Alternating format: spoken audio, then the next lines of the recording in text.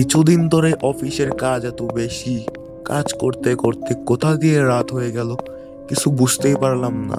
একমাত্র আল্লাহ আর আমাদের অফিসের বসই জানে কবে এই কাজের চাপ শেষ হবে। না, এত রাতে আর গাড়ি পাওয়া যাবে না, হেঁটে হেঁটে বাসায় যেতে হবে। কেউ যাবেন নাকি চারিগ্রাম? কেউ যাবেন নাকি? ও সিএনজিওয়ালা দাদা, আমি যাবো, দাঁড়ান। তা ভাই, এত রাতে কোথা থেকে আসা হচ্ছে? আর বললেন না দাদা, অফিসে এত পরিমাণ কাজ, প্রতিদিন বাসায় ফিরতে ফিরতে রাত হয়ে যায়। আপনাকে জিজ্ঞাসা করলাম, আপনি কিছু মনে করেন না।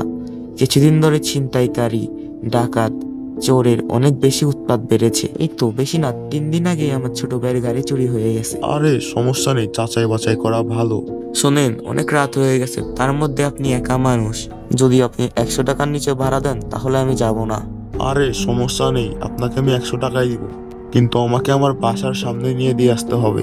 আচ্ছা ঠিক আছে, তাহলে আপনি গাড়িতে উঠে বসেন।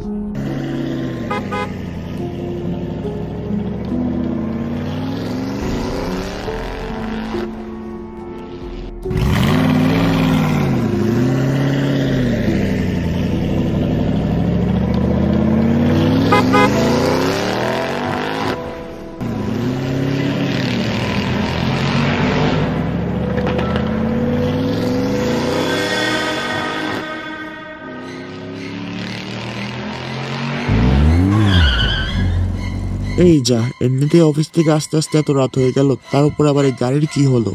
আরে ভাই রাগ কইরেন না, হয়তো বা গাড়ির গ্যাস শেষ।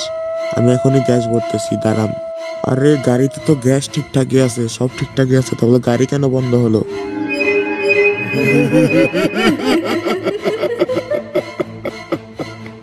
এই দিনটার অপেক্ষা আমি আজকে 10 বছর ধরে করতেছি।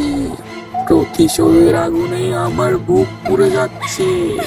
আজকে আমার সব অপেক্ষার অবসান হবে। আমি আর আজকে রাহিমকে প্রাণ নিয়ে বাসায় ফিরতে দিব না। কি দোষ ছিল আমার? আমাকে ও কেন মারলো? না না না, আমি ওকে কোনোভাবে বাঁচতে দিব না। ড্রাইভার দাদা, একটু তাড়াতাড়ি করুন, আমার যেন কেমন অদ্ভুত লাগতেছে। আরে দাদা, গাড়িতে তো কোনো সমস্যা পেলাম না, মনে হইতেছে যে গাড়িটা ধাক্কা দেওয়া লাগবে। আপনি একটা কাজ করেন, আপনি গাড়িটা ধাক্কা দিন, আমি গাড়িটি স্টার্ট করি। আচ্ছা ঠিক আছে, আপনি স্টার্ট করেন, আমি ধাক্কা দিতেছি। আরে আরে, আমাকে রেখে যাইতেছেন কেন? আগের দিনের মুরব্বীদের একটি প্রবাদ ছিল, যেখানে বাঘের ভয় সেখানেই সন্দেহ হয়। আমার সাথে আজকে তাই হইতেছে। একে তো গাড়িটা চলে গেল, তার উপরে আবার বৃষ্টি শুরু হয়ে গেল। আরে এত রাতে এখানে মেয়ে কি করে, তাও আবার আমার দিকে আসতেছে। আরে তুমি রাহিম না? তুমি এত রাতে এখানে কি করো? আরে আজব তো, আমি তোমাকে চিনিও না, তুমি আমার নাম কিভাবে জানো? আমার নাম হচ্ছে সাকি। তুমি আমাকে তো তাড়াতাড়ি কিভাবে ভুলে গেলা? তো তুমি কি বললা, তুমি সাক্ষী? হ্যাঁ, আমি সেই সাক্ষী, যে সাক্ষীকে তুই 10 বছর আগে এখানে মেরেছিলি। আজকে আমি তোকে মেরে ফেলবো। আজকে তোকে কে বাঁচাবে? কে কোথায় আছো, আমাকে বাঁচাও, আমাকে মেরে ফেলবো।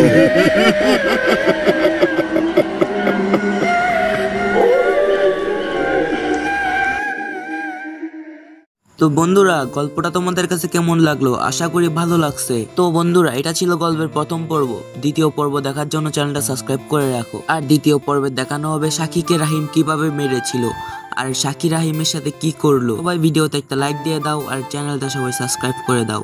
এই ভিডিওতে যত বেশি লাইক আসবে তত তাড়াতাড়ি পরবর্তী পর্ব আসবে।